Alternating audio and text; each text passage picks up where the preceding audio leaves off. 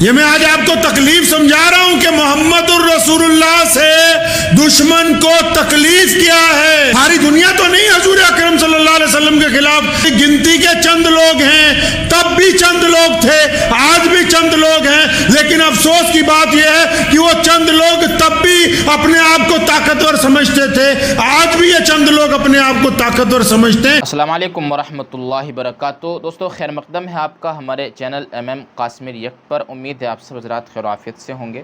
दोस्तों, आज के शाही इमाम पंजाब मौलाना उस्मान लुधियानवी दामत बरकातुहुम के बयान का उन्वान है कि आई लव मोहम्मद सल्लल्लाहु अलैहि वसल्लम कहने पर मुकदमा दर्ज करने वालों को शाही इमाम का मुँह तोड़ जवाब। इस बयान को नबी पाक के दीवाने ज़रूर सुने। चलिए दोस्तों, बिल्कुल इस बयान को सुनते हैं। नामूसे मोहम्मद अरबी पर हम जान निछावर कर देंगे,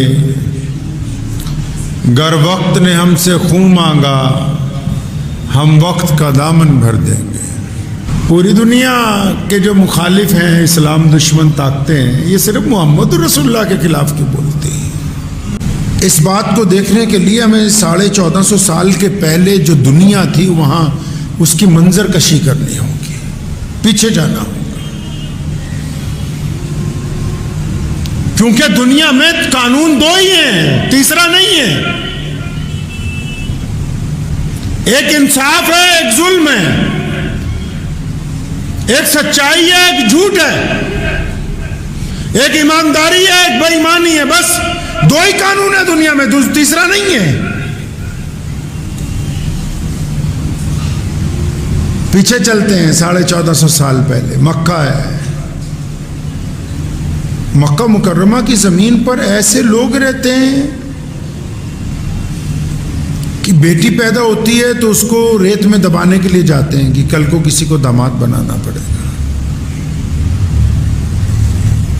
कई बड़े बड़े बादशाह पीछे हट गए अरब से कि यहाँ तो राज भी नहीं किया जा सकता, ये आपस में बहुत लड़ते हैं।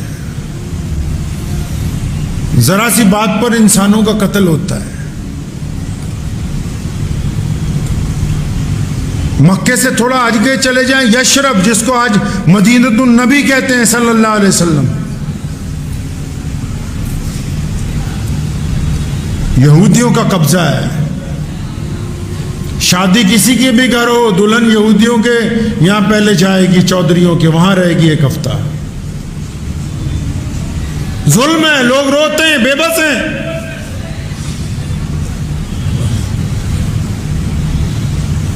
मदीना मुनव्वरा से और आगे चले जाओ, 1500 किलोमीटर कैसरो किसरा है, जिसको आज आप बगदाद कहते हैं। बादशाह हैं, फौज बनाई हुई है, लेकिन गरीब लोगों को, खेत मजदूरों को, आम लोगों को इजाजत ही नहीं कि वो शहर में आ जाएं। इबादत गाहें हैं उनके पास, मक्के में भी इबादत गाह है। अबू जहल क्योंकि अपने आप को कहता कि मैं बड़े ऊंचे खानदान का हूं, उतबा कहता मैं बड़े ऊंचे खानदान का हूं। बिलाल क्योंकि काले हैं, हबशी हैं, इसलिए अबू जहल, उतबा और वलीद तो बैतुल्लाह में जा सकते हैं, बिलाल बैतुल्लाह में नहीं जा सकता। रज़ी अल्लाह ताला। कैसरो किसरा से और आगे चले जाइए, ताशकंद में जाएं, बुखारा में जाएं, अफ्रीका में चले जाएं, सरकारें हैं, लेकिन काम क्यों क्या कुछ नहीं है। इंडस्ट्री कोई नहीं है तो इंडस्ट्री क्या बनाई। गांव देहात में जाके गरीब लोगों को पकड़ के लाते हैं, लोहा गर्म करके उनकी गालें दागते हैं दोनों तरफ से, फिर पैरों में बेड़ियां पहना के बाजार में आवाज लगती है गुलाम खरीद लो। लड़कियां, लड़के, बूढ़े, मर्द, औरतें, बच्चे बेचे जाते हैं बाजारों में।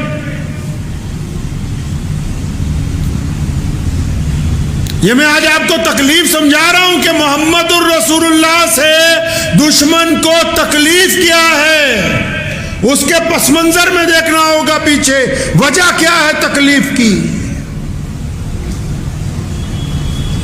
सारी दुनिया तो नहीं हजूर अकरम सल्लल्लाहु अलैहि वसल्लम के खिलाफ नौजुबिल्लाह बोलती, गिनती के चंद लोग हैं, तब भी चंद लोग थे, आज भी चंद लोग हैं। लेकिन अफसोस की बात यह है कि वो चंद लोग तब भी अपने आप को ताकतवर समझते थे, आज भी ये चंद लोग अपने आप को ताकतवर समझते हैं। अब इनकी नाराजगी की वजह क्या है, उस वजह को सुनिए। आज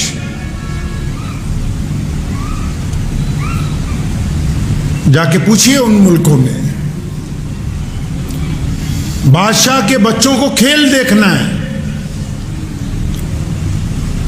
खेल देखना चाहते हैं बादशाह के बच्चे, तो गरीब लोगों को पकड़ के लाते हैं, तो उनकी गर्दनें उतार के फेंका जाता है, तो बच्चे खुश होते हैं कि देखो ये जिस्म कैसे तड़प रहा है। बच्चों को बादशाह के खुश करने के लिए एक एक दिन में कई कई दर्जन लोगों की गर्दन उतार रहे हैं।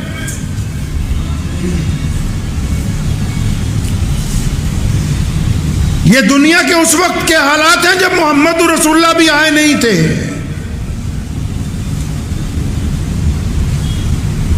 अपने आप को सबसे पुरानी तहजीब कहने वाले चाइना के वो बड़े बड़े पुराने कदीम महलात के मालिक, वो कहते हैं कि सिर्फ आला नस्ल वाले ही यहाँ पर आ सकते हैं, गरीब को तो इस सड़क पे भी चलने की इजाज़त नहीं, ताकि सड़क गंदी ना हो जाए, वो नीचे खेत की पगडंडी के ऊपर अपना सफ़र तय करे, सड़क पर ना चले। वो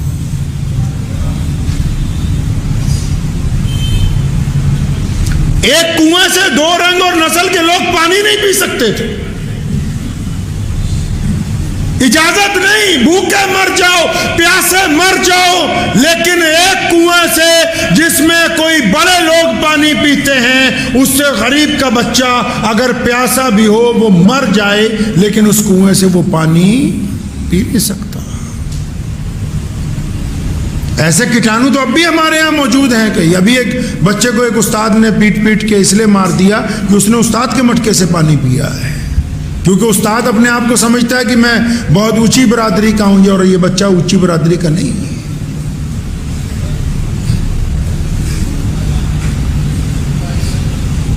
नबी अलैहिस्सलातु वस्सलाम के आने से पहले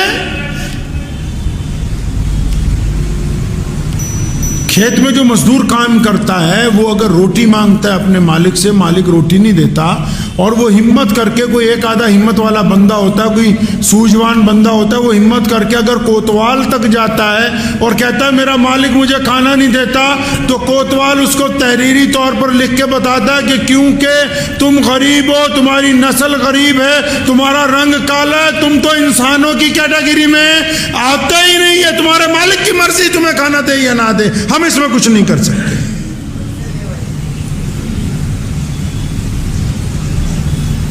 पूरी दुनिया में आज कई लोग जो इस्लाम के मुखालिफ हैं और सिर्फ व्हाट्सएप यूनिवर्सिटी के स्कॉलर हैं, सिर्फ फेसबुक की यूनिवर्सिटी के मुखालिफ हैं, वो समझते हैं कि पूरी दुनिया में इस्लाम कैसे पहुंच गया, हर मुल्क में हर रंग और नस्ल के लोगों में इस्लाम कैसे पहुंच गया। तो उनको मोहम्मद रसूलुल्लाह की सीरत पढ़नी होगी।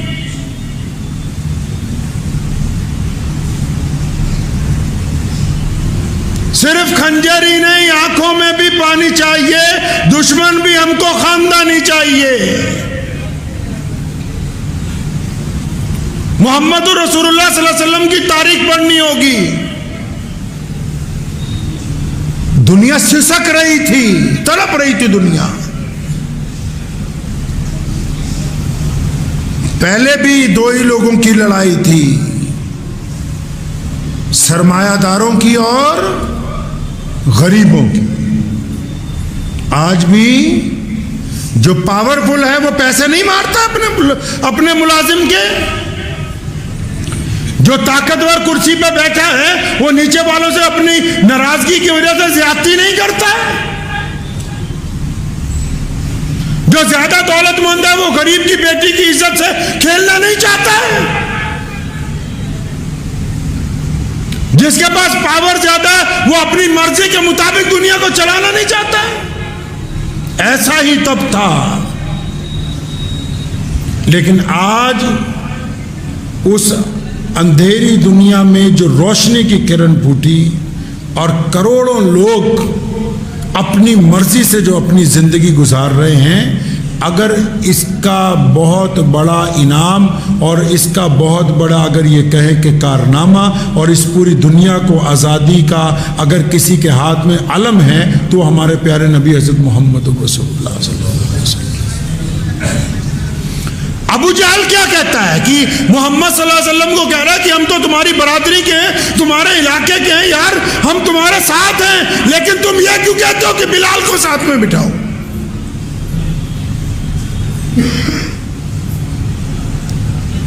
नबी अलैहिस्सलातु वस्सलाम ने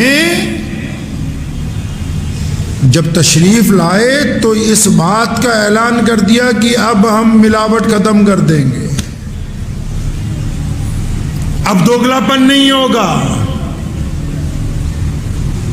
मोहम्मद रसूलुल्लाह ने जब एक खुदा की वहदानियत के ऐलान किया और जब बताया कि अल्लाह के रसूल बन के आया हूं, साहबा ने पूछा या रसूलल्लाह अब क्या करना है? फरमाया पूरी दुनिया के इंसानों को बराबरी का दर्जा देना है। अब बस ये जो इनकलाबी कदम उठाया ना, तो पूरी दुनिया के जो सरमायादार थे जिनने चौधरी सी ना, उन्होंने ढिड च दर्द हो गया कि गोरे और काले हुण एक बराबर।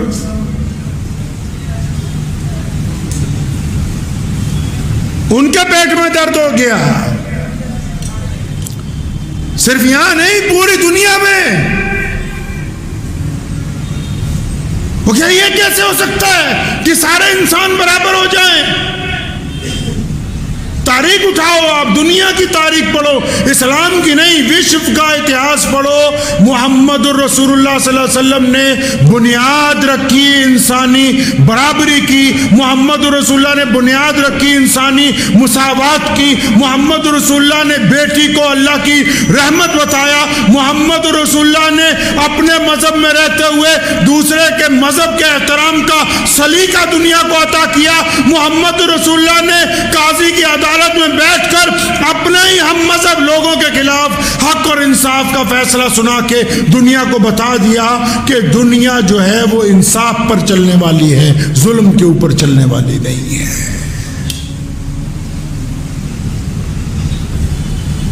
तो उस वक्त जिनको तकलीफ हुई, अबू जहल को, उतबा को, वलीद को, अब्दुल्ला बिन जिदान को, मुस्लिमा कसाब को, ईरान के बादशाह परवेज को, फिर इंग्लिस्तान की रानी मलका एलिजाबेथ फर्स्ट को, ये तकलीफ की वजह यही है कि मोहम्मद रसूलुल्लाह, ये हो सकता है कोई इमाम, कोई मौलवी, कोई चौधरी ये कहते कि मैं फलां के घर नहीं जा सकता, फलां के साथ बैठ के नहीं खा सकता, लेकिन जो बंदा मोहम्मद रसूलुल्लाह का दीवाना है, जो मोहम्मद रसूलुल्लाह की इत्तबा करता है, जो मोहम्मद रसूलुल्लाह की पैरवी करता है, उसके दोनों बाजू पूरी दुनिया के इंसानों के लिए खुले। वो हर मजलूम का साथ देने के लिए तैयार है, वो हर रंग और नस्ल के इंसान के साथ मोहब्बत बांटने के लिए तैयार है। बस यही वो बात है जिससे बड़े बड़े फिरका परस्तों के दिल में तकलीफ होती है कि इस पूरी कायनात के लोग बराबर कैसे हो सकते हैं।